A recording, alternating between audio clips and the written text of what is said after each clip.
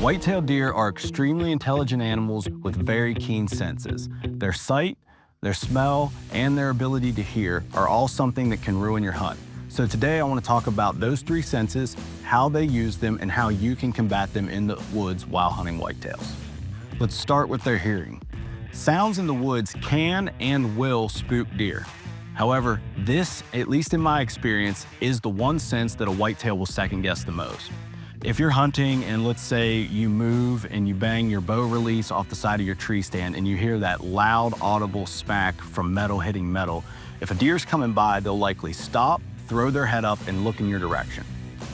For the most part, as long as you don't move after that or make any noise and they're not downwind of you, they won't spook. You simply need to be patient and still and wait it out, and they'll carry on their way.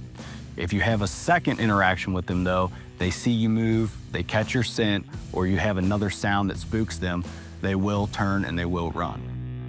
When compared to humans, deer vision is very unique. Essentially, deer can see 310 degrees. What that means is if you were standing still and facing forward, without moving your head, you could see all the way to your ears. Their vision is also different than humans because they can see ultraviolet light really well. So in the morning or in late in the evening, just as the sun's rising or has set, that is when a deer sees the best. So if you're getting out of your stand before it's completely dark, they'll likely spot you, and sometimes it's better to wait until the sun has completely set, night has fallen, and it's dark, and then you can walk out of your tree stand. Another thing you should understand about deer vision is that they see moving objects really well and static objects not so well. You can apply this in the woods in a lot of different ways. If you're sitting on the ground up against a tree and you have pretty basic cover, a deer will likely cruise right by you and not see you. But if you're in your blind and a deer starts to come by and you reach very abruptly, they'll catch that movement, they'll throw their head up, and that will likely spook them. Now that we're done with the vision, we need to talk about a deer's sense of smell. In my experience, this is by far their strongest sense, and they will second guess the other two. A deer will second guess what they see. They will second guess sounds that they will hear. They will not, under any circumstances, second guess what they smell. In the nasal system of all mammals, there are olfactory receptors.